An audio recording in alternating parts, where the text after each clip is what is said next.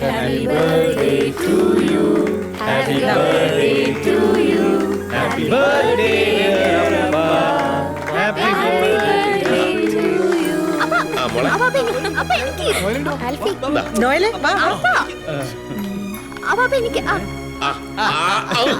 അങ്കിളെ 90, 90, 91, 92, 93. നീ എന്തായി ചെയ്യുന്നത്? അല്ല അപ്പൻ എത്ര വയസ്സാന്നുണ്ടായിരുന്നു?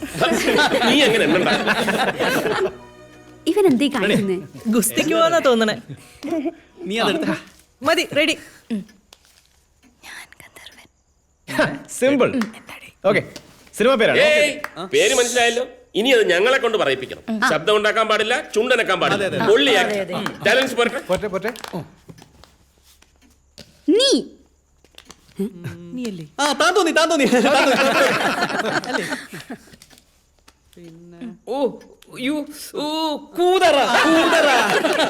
ഇത് ഗ്രൂപ്പ് കളിയാണ്. ഗ്രൂപ്പ് കളിക്ക് ഞാനില്ല.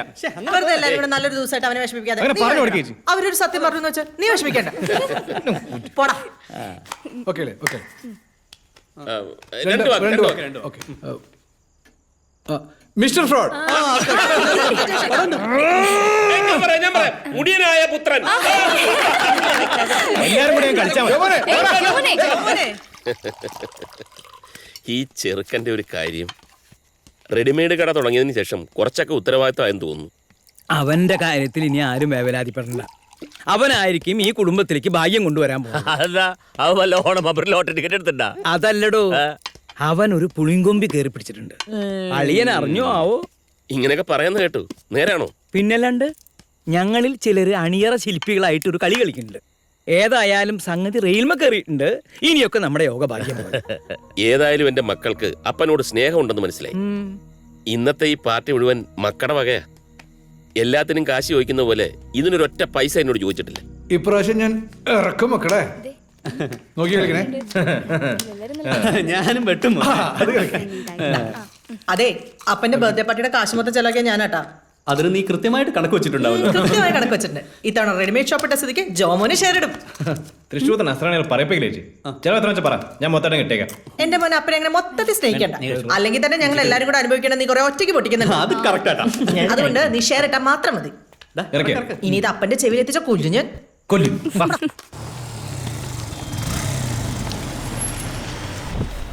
രാവുണ്ണി, ജോമോന്റെ കട ക്ലിക്കായി കേട്ടോ. കണ്ടില്ലേ തിരക്ക്? കുറച്ചുകൂടി നേരത്തെ ചെയ്യണ്ടായിരുന്നു കേട്ടോ. അതൊക്കെ വാ, ഒന്ന് ഇറങ്ങി നോക്കാം. ഒരു ഷർട്ടും എടുക്കാം. അവനൊരു പ്രോത്സാഹനമാണ്.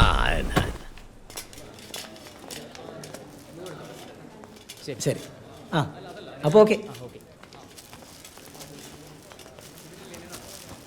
ഇത് പാക്ക് ചെയ്തു. രാവുണ്ണി ഒരു ഷർട്ട് എടുത്തോളൂ. എനിക്ക് റെഡിമെയ്ഡ് ഒന്നും പറ്റണ. അപ്പൊ അടുത്ത ആഴ്ച രണ്ടുപേരും വരിക, അച്ഛനും അമ്മയായിട്ടും വരിക. ശരി, താങ്ക് യു. അത് 6114. ടോണി, ഇതിന്റെ ബില്ലിങ് തന്നെ ഇപ്പൊ തന്നെ പേ ചെയ്തേക്കാം. മകനായാലും അപ്പനായാലും കണക്ക് കണക്കായിരിക്കണം. അയ്യോ സാർ ഇതിന് പേ ചെയ്യണ്ട. ഇത് സാറിന് എന്റെ വക ഒരു സമ്മാനമായിട്ടിരിക്കട്ടെ. ആന്തിനാ ടോണി നിന്റെ വക? അല്ല, ഞാൻ കുറച്ചാൾ സാറിനോട് ജോലി ചെയ്തല്ലേ, അതുകൊണ്ട്. ജോമോനോടെ? ജോമോൻ ഇപ്പൊ വരാറില്ല. വരാറില്ലേ? ഒരു 15 ദിവസം മുമ്പ് ജോമോൻ ഈ കട എനിക്ക് വിറ്റു. നിനക്ക് വിക്കേ? എത്രക്കാ കച്ചവടം? 40 ലക്ഷം. 40 ലക്ഷത്തിനോ? കട തുടങ്ങാൻ 70 ലക്ഷത്തോളം ചെലവായത് നിനക്കറിയായിരുന്നില്ലേ ടോണി? 8 കൊല്ലം മുമ്പ് നീ എന്നെ മുന്നിൽ വന്ന് നിന്നപ്പോ നിന്റെ മുഖത്തൊരു സത്യം ഉണ്ടായിരുന്നു. അത് കണ്ടിട്ടാ നിന്നെ ഞാൻ ജോലിക്കെടുത്തത്. പക്ഷെ ഇപ്പോ അത് ജോമോൻ. കടയിൽ വരുന്ന കസ്റ്റമേഴ്സ് മുഖത്തേക്ക് നോക്കുമ്പോൾ നീ ഇങ്ങനെ പതറി നിൽക്കരുത് ടോണി. അവരുടെ വിശ്വാസം പോവും. അതൊന്ന് ശ്രദ്ധിച്ചാൽ മതി. എന്തായാലും നീ മിടുക്കനാ. നിന്റെ കച്ചവടം നന്നാവട്ടെ. All the best. സർ, നന്ദില്ലാത്ത തന്നെ.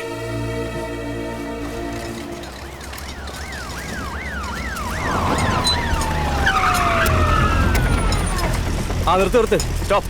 പാടം നികത്തി കൺസ്ട്രക്ഷൻ നടത്തിയതിന് ഹൈക്കോടതി സ്റ്റേ ഓർഡറാ. കേന്ദ്ര പരിസ്ഥിതി വകുപ്പിന്റെ ക്ലിയറൻസ് വാങ്ങിയിട്ടില്ല.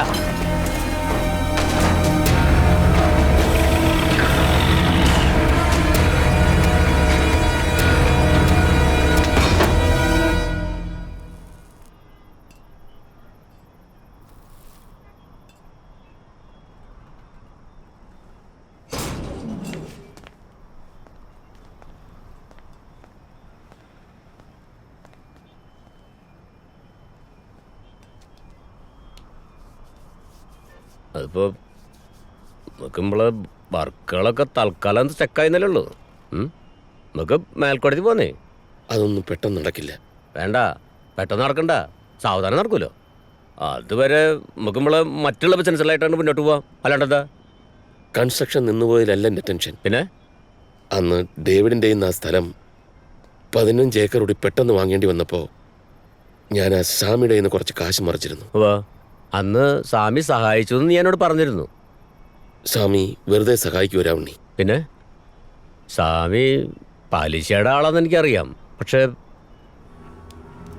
പ്രോജക്റ്റിന്റെ പകുതിയിൽ കൂടുതൽ അഡ്വാൻസായി വിറ്റുപോയപ്പോൾ നീ പറയുന്ന എൻ്റെ ആ കോൺഫിഡൻസ് കുറച്ചധികം കൂടിപ്പോയി.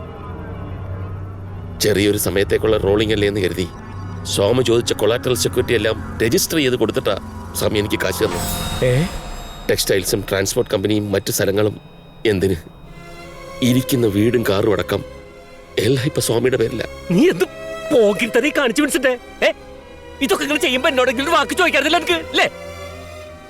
നീ ഒരിക്കലും സമ്മതിക്കില്ലെന്നറിയായിരുന്നു. മക്കളോട് പോലും ഞാൻ ആലോചിച്ചില്ല.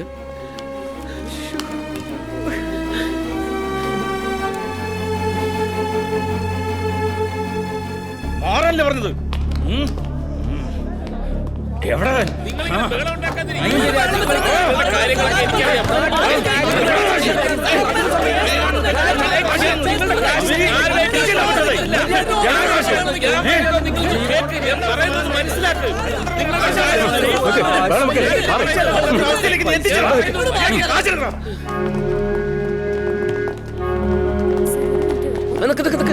എന്താണ്?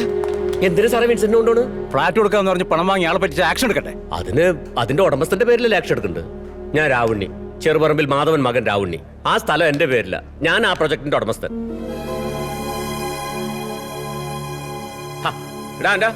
ഈ അതിന്റെ കടലാസൊക്കെ ഒന്ന് സാറിന്റെ അടുത്ത് കാണിച്ചു കൊടുത്തേ.